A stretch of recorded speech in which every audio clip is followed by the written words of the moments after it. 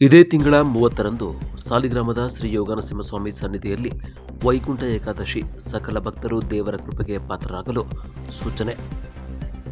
ಹೌದು, ಶ್ರೀ ಭೂನೀಳ ಶ್ರೀ ಅರವಿಂದ ನಾಯಕಿ ಸಮೇತ ಶ್ರೀ ಯೋಗನರಸಿಂಹಸ್ವಾಮಿ ದೇವಾಲಯದಲ್ಲಿ ದಿನಾಂಕ 30/12/2025 ಮಂಗಳವಾರ ಬೆಳಗ್ಗೆ 4 ಗಂಟೆಗೆ ಸುಪ್ರಭಾತ ಸೇವೆ, ಶ್ರೀ ವಿಷ್ಣು ಸಹಸ್ರನಾಮ ಪಾರಾಯಣ ಪೂಜೆ ಮತ್ತು ಮಹಾನೈವೇದ್ಯ ಮಹಾಮಂಗಳಾರತಿ ವೈಕುಂಠ ದ್ವಾರದ ಮೂಲಕ ದೇವರ ದರ್ಶನ ಪಡೆದು ಪ್ರಸಾದ ತೀರ್ಥ ಸ್ವೀಕರಿಸಿ ಭಗವಂತನ ಕೃಪೆಗೆ ಪಾತ್ರರಾಗಬೇಕು ಎಂದು ಶ್ರೀ ಯೋಗನರಸಿಂಹಸ್ವಾಮಿ ದೇವಾಲಯದ ಪ್ರಧಾನ ಅರ್ಚಕರಾದ ಶ್ರೀನಿವಾಸ ಅಯ್ಯಂಗರ್ ಅವರು ತಿಳಿಸಿದರು.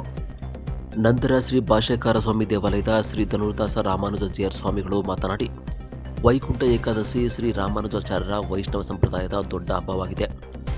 ಇದು ವೈಕುಂಠದ ಬಾಗಿಲು ತೆರೆಯುವುದನ್ನು ಸೂಚಿಸುತ್ತದೆ ಮತ್ತು ಭಾರತಾದ್ಯಂತ ವೈಷ್ಣವ ದೇವಾಲಯಗಳಲ್ಲಿ ವಿಶೇಷವಾಗಿ ಆಚರಿಸಲಾಗುತ್ತದೆ.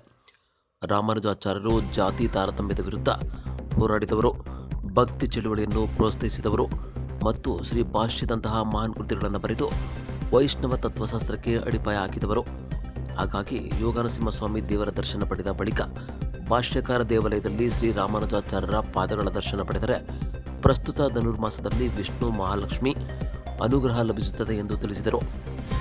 ಇದೇ ಸಂದರ್ಭದಲ್ಲಿ ಸಾಧು ಜಾನಕಿಯಮ್ಮ ಟ್ರಸ್ಟ್ನ ಸದಸ್ಯರಾದ ಎಸ್.ಕೆ. ಮಧುಚಂದ್ರ, ಎಸ್.ಪಿ. ಶಿವಶಂಕರ, ಕರುಣಾಕರ, ಬಾಬು, ಭಾಸ್ಕರ, ಶ್ರೀ ಯೋಗನರಸಿಂಹಸ್ವಾಮಿ ದೇವಸ್ಥಾನ ಸಮಿತಿಯ ಆಂಜನೇಗೌಡ, ತಿಮ್ಮಪ್ಪ, ಮುಖಂಡರುಗಳಾದ ಮಂಜುನಾಥ, ಕೃಷ್ಣೇಗೌಡ, ವಸಂತ, ಮಂಜು ಸೇರಿದಂತೆ ಇತರರು ಹಾಜರಿದ್ದರು. ಶ್ರೀ ಯೋಗನರಸಿಂಹಸ್ವಾಮಿ ಪರಬ್ರಹ್ಮಣೇ ನಮಃ. ಶ್ರೀಮತೆ ರಾಮಾನುಜಾಯ ನಮಃ.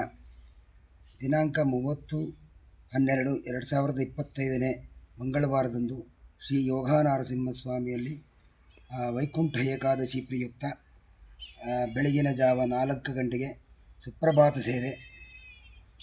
ಸೇವೆ ಆದ ಮೇಲೆ ವಿಷ್ಣು ಸಹಸ್ರನಾಮ ಪಾರಾಯಣ ಜಪ, ಅದಾದ ನಂತರ ಪೂಜಾ ಕೈಂಕರ್ಯಗಳು ಮತ್ತು ಮಹಾನೈವೇದ್ಯದ ನಂತರ ಶಾತುಮೋರೆಯ ನಂತರ ಶ್ರೀ ದೇವರ ದರ್ಶನಕ್ಕೆ ವೈಕುಂಠ ದ್ವಾರನ ಪೂಜೆ ಮಾಡಿ ದೇವರ ದರ್ಶನಕ್ಕೆ ಸಾರ್ವಜನಿಕರಿಗೆ ದರ್ಶನಕ್ಕೆ ಅನುಕೂಲ ಮಾಡಿಕೊಡುತ್ತೇವೆ. ಅದಾದಮೇಲೆ ಸ್ವಾಮಿಯವರಿಗೆ ವಿಶೇಷವಾದ ಅಲಂಕಾರಗಳಿರುತ್ತೆ. ಅದನ್ನು ಬಂದು ದೇವರ ದರ್ಶನವನ್ನು ಮಾಡಿ ಎಲ್ಲರೂ ಪುನೀತರಾಗಬೇಕಾಗಿ ಈ ಮೂಲಕ ವಿನಂತಿ. ನಮ್ಮ ದೇವಸ್ಥಾನದ ಧರ್ಮದರ್ಶಿಗಳು ಮತ್ತು ನಮ್ಮ ಭಾಷ್ಯಕಾರರ ಸ್ವಾಮಿ ಸನ್ನಿಧಿಯ ಧನುರ್ದಾಸ ರಾಮಾನುಜಾಚಾರ್ಯ ಸ್ವಾಮಿಗಳು ಸಹ ಬಂದು ಅಲ್ಲಿ ದರ್ಶನ ಪಡೆದು ಎಲ್ಲರೂ ಕೃತಾರ್ಥರಾಗುತ್ತೇವೆ. ನಮ್ಮ ಸಾಲಿಗ್ರಾಮದಲ್ಲಿ ನಮ್ಮ ಕಾವಲುಗಾರರು ಸಹ ಸಮೇತನೂ ಸಹ ಅವರು ಅಲ್ಲೇ ಇದ್ದು ಎಲ್ಲರಿಗೂ ದರ್ಶನಕ್ಕೆ ಅನುಕೂಲ ಮಾಡಿಕೊಟ್ಟು, ಮುಂದೆ ಪ್ರಸಾದ ವಿನಿಯೋಗಗಳೆಲ್ಲ ಇರುತ್ತೆ. ತೀರ್ಥ ಪ್ರಸಾದ ತೆಗೆದುಕೊಂಡು ಜನರು ದೇವರ ಕೃಪೆಗೆ ಪಾತ್ರರಾಗಬೇಕಾಗಿ ಈ ಶ್ರೀಮತೆ ರಾಮಾನುಜಾಯ ನಮಃ. ಶ್ರೀಮದ್ ವರವರಮುನಿಯೇ ನಮಃ. ಪಾಷಂಡಸಾಗರ ಮಹಾಬಡಭಾಮುಖಾಗ್ನಿ ಶ್ರೀರಂಗರಾಜ ಚರಣಾಂಬುಜಮೂಲದಾಸಃ ಶ್ರೀ ವಿಷ್ಣುಲೋಕ ಮಣಿಮಂಡಪ ಮಾರ್ಗದಾಯಿ ರಾಮಾನುಜೋ ವಿಜಯತೆ ಇತಿ ರಾಜರಾಜಃ. ಇದು ರಾಮಾನುಜರ ಬಗ್ಗೆ ಇರೋ ಶ್ಲೋಕ. ಈ ಶ್ಲೋಕದಲ್ಲಿ ರಾಮಾನುಜಸ್ವಾಮಿ ಯಾರಂದರೆ ಶ್ರೀ ವಿಷ್ಣುಲೋಕ ಮಣಿಮಂಡಪ ಮಾರ್ಗದಾಯಿ ಅಂದರೆ ವೈಕುಂಠ ಬಾಕಲಿದೆ ಅಲ್ವಾ, ಇದು ಎಲ್ಲಿ ಇದೆ ಅಂತ ಯಾರಿಗೂ ಗೊತ್ತಿಲ್ಲ. ಬ್ರಹ್ಮದೇವರಿಗೆ ಗೊತ್ತಿಲ್ಲ ವೈಕುಂಠ ಎಲ್ಲಿ ಇದೆ ಅಂತ. ಈ ಇಡೀ ಪ್ರಪಂಚ 2 ಭಾಗವಾಗಿ, ಒಂದು ಲೀಲಾ ವಿಭೂತಿ, ಇನ್ನೊಂದು ನಿತ್ಯ ವಿಭೂತಿ ಅಂತ ಹೇಳುತ್ತಾರೆ. ನಿತ್ಯ ವಿಭೂತಿ ಅಂದರೆ ವೈಕುಂಠ, ಅಲ್ಲಿ ಹೋಗುವವರು ತಿರುಗ ಇಲ್ಲಿ ಬಂದು ಕರ್ಮ ರೀತಿಯಲ್ಲಿ ಹುಟ್ಟೋದಿಲ್ಲ ಅಂತ, ಅದಕ್ಕೆ ಮುಕ್ತಿ ಅಂತ ಹೆಸರು. ಆ ಲೋಕ ಹೋಗಬೇಕಂದ್ರೆ ಭಾರೀ ಪ್ರಯತ್ನ ಮಾಡಬೇಕು. ಕರ್ಮಯೋಗ, ಜ್ಞಾನಯೋಗ, ಭಕ್ತಿಯೋಗ ಅಂತ. ಅದೆಲ್ಲ ಎಲ್ರಿಗೂ ಸಾಧ್ಯವಲ್ಲ.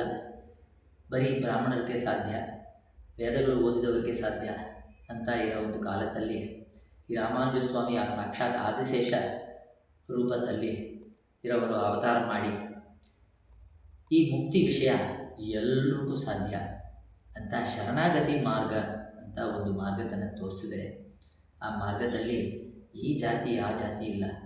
ನಿಮಗೆ ದೇವರ ಮೇಲೆ ಭಕ್ತಿ, ಭಾರಿ ಭಕ್ತಿ ಮಾತ್ರ ಇದೆ ಅಂದರೆ ಸಾಕು. ಆ ದೇವರ ಹತ್ರ ನಿಮ್ಮ ಭಾರ ಎಲ್ಲ ಅವ್ರ ಪಾದಗಳಲ್ಲಿ ಬಿಟ್ಟು ಶರಣಾಗತಿ ಮಾಡಿದ್ರಂದರೆ ಎಲ್ರಿಗೂ ಈ ಜನ್ಮ ದಾಟಿ ಇನ್ನೊಂದು ಜನ್ಮ ಇಲ್ಲ, ಎಲ್ಲರೂ ಆ ವೈಕುಂಠ ಪ್ರಾಪ್ತಿ ಎಲ್ರಿಗೂ ಸಿಗ್ಬೋದು ಅಂತ ಹೇಳಿದವರು. ಬರೀ ಹೇಳಿಲ್ಲ, ಅವರೇ ಕೆಲವರಿಗೆ ಆ ಥರ ಮುಕ್ತಿ ಕೊಟ್ಟಿದ್ದಾರೆ, ಎಷ್ಟೋ ಜಾತಿಯಲ್ಲಿ ಹುಟ್ಟಿದವರಿಗೆ ಅಂತ. ಅದಕ್ಕೋಸ್ಕರ ರಾಮಾನುಜ ಸ್ವಾಮಿಯನ್ನು ನಾವು ಎಲ್ಲ ಹೊಗಳುವುದು, ಮತ್ತು ಅವರೇ ನಮಗೆ ದೇವರು ಅಂತ ಇರೋ ಒಂದು ದೇವಸ್ಥಾನವನ್ನು ಕಟ್ಟಿರೋದು. ಈ ದೇವಸ್ಥಾನ ಶ್ರೀ ಭಾಷ್ಯಕಾರ ಸ್ವಾಮಿ ದೇವಸ್ಥಾನ ಅಂತ ಕರೆಯಲ್ಪಡುವ ರಾಮಾನುಜ ಸ್ವಾಮಿ ಅವರ ಶ್ರೀಪಾದಗಳು ಇರೋ ದೇವಸ್ಥಾನ. 850 ವರ್ಷಗಳು ಹಳೆಯ ದೇವಸ್ಥಾನ.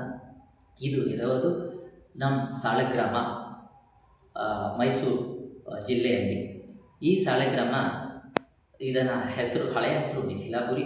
ರಾಮಾನುಜ ಸ್ವಾಮಿ ಇಲ್ಲಿ ಬಂದು ಇಡೀ ಕರ್ನಾಟಕ ದೇಶದಲ್ಲಿ ಮೊದಲು ವಾಸ ಮಾಡಿದ ಸ್ಥಳ ಇದು. ಅವರು ವಾಸ ಮಾಡಿದ ಜಾಗ ಯಾವುದಂದರೆ ಶ್ರೀ ಯೋಗ ನರಸಿಂಹಸ್ವಾಮಿ ದೇವಸ್ಥಾನ. ಈ ಯೋಗ ನರಸಿಂಹಸ್ವಾಮಿ ದೇವಸ್ಥಾನ ಭಾರೀ ಪ್ರಾಚೀನ, ಬರೀ ಒಂದು 3000 4000 ಹಳೆಯ ದೇವಸ್ಥಾನ ಇಲ್ಲ. ಇದು ಆರ್ಷ ಪ್ರತಿಷ್ಠಾಪನೆ ಮಾಡಿದ ದೇವಸ್ಥಾನ. ಗೌತಮ ಋಷಿ ಅವರ ಕೈಯಿಂದ ಪ್ರತಿಷ್ಠಾಪನೆ ಮಾಡಿರುವ ಒಂದು ದೇವಸ್ಥಾನ ಈ ಯೋಗ ನರಸಿಂಹಸ್ವಾಮಿ ದೇವಸ್ಥಾನ. ಕೃತಯುಗ ದೇವಸ್ಥಾನ ಅಂತ ಹೇಳ್ತಾ ಇದ್ದಾರೆ. ಅಂದರೆ ಯುಗಾಂತರ ದೇವಸ್ಥಾನ, ಲಕ್ಷೋಪಲಕ್ಷ ವರ್ಷಗಳು ಹಳೆಯದು. ಒಂದು ದೇವಸ್ಥಾನ ಅಷ್ಟು ಲಕ್ಷ ವರ್ಷಗಳು ಇರುತ್ತಾ ಅಂತ ಕೇಳ್ತಾರೆ ಎಲ್ಲರೂ. ದೇವಸ್ಥಾನ ಅಂದರೆ ಬರೀ ಕಲ್ಲುಗಳು, ಈ ಕಂಬಗಳು ಮತ್ತು ನೆಲೆಗಳು, ಆ ಥರ ಈ ಬಿಲ್ಡಿಂಗ್ ಇಲ್ಲ. ದೇವಸ್ಥಾನ ಅಂದರೆ ಒಳಗಡೆ ಇರ ಆ ದೇವರ ಆವಿರ್ಭಾವ ಶಕ್ತಿ. ಆ ಶಕ್ತಿ ಒಂದು ಸತಿ ಪ್ರತಿಷ್ಠಾಪನೆ ಆಯ್ತಂದರೆ ಅದು ಎಲ್ಲೂ ಹೋಗೋದಿಲ್ಲ. ಈ ಬಿಲ್ಡಿಂಗ್ ಪಾಳಾಗ್ಬೋದು, ಇನ್ನೊಬ್ಬರು ಬಂದು ಇದನ್ನು ಜೀರ್ಣೋದ್ಧಾರ ಮಾಡಬಹುದು, ಏನೇನೋ ಮಾಡ್ಬೋದು. ಆ ಶಕ್ತಿ ಅಲ್ಲಿಂದ ಬಿಟ್ಟು ಹೋಗೋದಿಲ್ಲ. ಅದಕ್ಕೋಸ್ಕರ ಆ ಶಕ್ತಿಯಿಂದ ಆ ದೇವರು ನಮಗೆ ಒಂದು ಅನುಗ್ರಹ ಎಲ್ಲ ಮಾಡೋದು. ಆ ಶಕ್ತಿ ಲಕ್ಷೋಪಲಕ್ಷ ವರ್ಷ ಹಳೆಯದು. ಅದಕ್ಕೋಸ್ಕರ ಎಲ್ಲರೂ ಯೋಗ ನರಸಿಂಹಸ್ವಾಮಿ ದೇವಸ್ಥಾನ ಮತ್ತು ಭಾಷ್ಯಕಾರ ಸ್ವಾಮಿ ದೇವಸ್ಥಾನ ಸಾಲಿಗ್ರಾಮದಲ್ಲಿ ವೈಕುಂಠ ಏಕಾದಶಿ 30ನೇ ತಾರೀಕು ಆರ್ಗನೈಸ್ ಮಾಡ್ತಾಯಿದ್ರೆ ಅದರಲ್ಲಿ ಭಾಗಗೊಂಡು ಎಲ್ಲರೂ ದೇವರ ಅನುಗ್ರಹವನ್ನು ತಗೊಂಡು ಹೋಗಬೇಕು. ಈ ವೈಕುಂಠ ಏಕಾದಶಿ ಉತ್ಸವವನ್ನು ಭಾರೀ ಪ್ರಬಲ ಮಾಡಿದವರು ಶ್ರೀ ರಾಮಾನುಜ ಸ್ವಾಮಿ. ಯಾಕೆ ಅಂದರೆ ಈ ಶರಣಾಗತಿ ಮಾರ್ಗವನ್ನು ತೋರಿಸಿದವರವರು.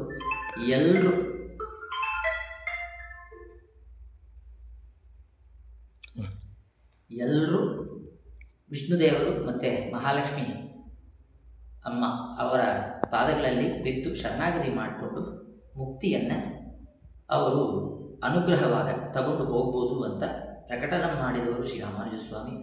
ಅವರೇ ಶ್ರೀರಂಗದಲ್ಲಿ ಈ ವೈಕುಂಠ ಏಕಾದಶಿ ಉತ್ಸವವನ್ನು ಭಾರೀ ಪ್ರಬಲ ಮಾಡಿದರೆ. ಅದರಿಂದ ಎಲ್ಲ ವಿಷ್ಣು ದೇವಾಲಯಗಳನ್ನು ಇದು ನಡೀತಾ ಇದೆ. ಈ ಉತ್ಸವದಲ್ಲಿ ಏನು ಮಾಡಬೇಕು, ಸಾರ್ವಜನಿಕರು ಏನು ಮಾಡಬೇಕಂದ್ರೆ, ಆ ಏಕಾದಶಿ ಅವತ್ತು ಬಂದು ವೈಕುಂಠ ಬಾಕಲ್ ಅಂತ ಐತೆ. ಆ ವೈಕುಂಠ ಬಾಕಲಲ್ಲಿ ವೈಕುಂಠ ದ್ವಾರ, ಅದು ಒಳಗಡೆ ನಾವು ರಾಮಾನುಜ ಸ್ವಾಮಿ ಮತ್ತು ವಿಷ್ಣು ದೇವರು, ಲಕ್ಷ್ಮೀ ದೇವರು ಅವರನ್ನು ಮನಸ್ಸಲ್ಲಿ ಸ್ಮರಣ ಮಾಡಿಕೊಂಡು ಅದು ಒಳಗಡೆ ಹೋಗಬೇಕು. ನಾವು ಏನು ಪ್ರಾರ್ಥನೆ ಮಾಡಬೇಕಂದ್ರೆ, ಇನ್ನೊಂದು ಜನ್ಮ ನಮಗೆ ಬೇಡಿ, ಅದು ಅವಶ್ಯಕತೆ ಇಲ್ಲ, ಬೇಡ ಅಂತ ಪ್ರಾರ್ಥನೆ ಮಾಡಬೇಕು. ಇನ್ನೊಂದು ಸತಿ ನಾವು ಹುಟ್ಟಬಾರ್ದು, ನಮ್ಮ ಕರ್ಮಗಳು ಎಲ್ಲ ಈ ಜನ್ಮದಲ್ಲೇ ಕಳೀಲಿ ಅಂತ ಪ್ರಾರ್ಥನೆ ಮಾಡಿಕೊಂಡು ನೀವು ಆ ಬಾಕಲಲ್ಲಿ ಒಳಗಡೆ ಹೋಗಿ ಪ್ರವೇಶ ಮಾಡಿಕೊಂಡು ಬಂದಿದೆ ಅಂದರೆ ಖಂಡಿತವಾಗ ದೇವರ ಅನುಗ್ರಹ ನಿಮಗೆ ಸಿಗುತ್ತೆ. ಎಲ್ಲರೂ ಬಂದು ಅನುಗ್ರಹವನ್ನು ತಗೊಳ್ಳಿ ಅಂತ ವಿನಂತಿ. ಏಕಾದಶಿಯ ಒಂದು ವಿಶೇಷ ಏನಂತ ಹೇಳಿದ್ರೆ, ಆ ದಿನ ಶ್ರೀಮನ್ನಾರಾಯಣರು ಭೂಮಿಯಲ್ಲಿ ಎಲ್ಲ ಜನರಿಗೆ ದರ್ಶನವನ್ನು ನೇರವಾಗಿ ನೀಡ್ತಾರೆ ಅಂತ. ಅದಕ್ಕೆ ಶ್ರೀಮನ್ನಾರಾಯಣನ ಅವತಾರವಾದಂಥ ನಮ್ಮ ಯೋಗ ನರಸಿಂಹಸ್ವಾಮಿ ದೇವರ ಸನ್ನಿಧಿಯಲ್ಲಿ ಪ್ರತಿ ವರ್ಷದಂತೆ ಈ ವರ್ಷವೂ ಕೂಡ ವೈಕುಂಠ ಏಕಾದಶಿ ಎಂದು ಬೆಳಗ್ಗಿನ ಜಾವ ಒಂದು ವಿಶೇಷವಾದ ಪೂಜೆ ಕೈಂಕರ್ಯವನ್ನು ನಮ್ಮ ಎಲ್ಲ ಗುರುಗಳ ನೇತೃತ್ವದಲ್ಲಿ ನಡೆಸ್ತೀವಿ. ಗ್ರಾಮದ ಸಕಲರೂ ಕೂಡ ಬಂದು ಆ ದಿನ ಶ್ರೀಮನ್ನಾರಾಯಣನ ದರ್ಶನ ಪಡೆದರೆ ಅವರ ಸಕಲ ಪಾಪಗಳೂ ನಿವಾರಣೆಯಾಗಿ ಅವರ ಕುಟುಂಬಕ್ಕೆ ಭಗವಂತ ಸನ್ಮಂಗಳವನ್ನು ಉಂಟು ಮಾಡ್ತಾರೆ. ಆದ್ದರಿಂದ ನಮ್ಮೂರಿನ ಹಿರಿಯರು, ಧರ್ಮದರ್ಶಿಗಳು, ಎಲ್ಲ ನಮ್ಮ ಗ್ರಾಮದ ಮುಖಂಡರು ಒಗ್ಗೂಡಿ ಆ ದಿನ ನಾವು ವೈಕುಂಠ ಏಕಾದಶಿಯ ಭಗವಂತನ ಉತ್ಸವವನ್ನು ಮಾಡ್ತೀವಿ.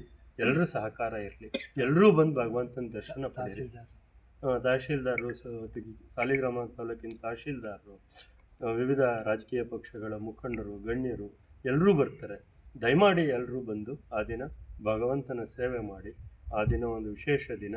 ತಾವೆಲ್ಲರೂ ಕೂಡ ಆ ಒಂದು ಪುಣ್ಯ ಕಾರ್ಯದಲ್ಲಿ ಭಾಗಿಯಾಗಿ ಪುಣ್ಯವನ್ನು ಸಂಪಾದಿಸಿ ಅಂತ ಎಲ್ಲರಲ್ಲೂ ವಿನಂತಿ ಮಾಡ್ತೇನೆ. ನರಸಿಂಹಸ್ವಾಮಿ ದೇವಸ್ಥಾನದಲ್ಲಿ ಪ್ರತಿ ವರ್ಷದಂತೆ ಈ ವರ್ಷವೂ ವೈಕುಂಠ ಏಕಾದಶಿಯನ್ನು ನಡೆಸ್ತಾ ಇದ್ದೀವಿ. ಈ ಕಾರ್ಯಕ್ರಮಕ್ಕೆ ಗ್ರಾಮಸ್ಥರು, ಅಧಿಕಾರಿಗಳು, ರಾಜಕಾರಣಿಗಳು ಎಲ್ಲರೂ ಬಂದು ಈ ಕಾರ್ಯಕ್ರಮವನ್ನು ಯಶಸ್ವಿಯಾಗಿ ನಡೆಸ್ಕೊಡ್ಬೇಕು ಅಂತ ತಮ್ಮಲ್ಲಿ ಗ್ರಾಮದಲ್ಲಿ ವಿನಂತಿಸಿ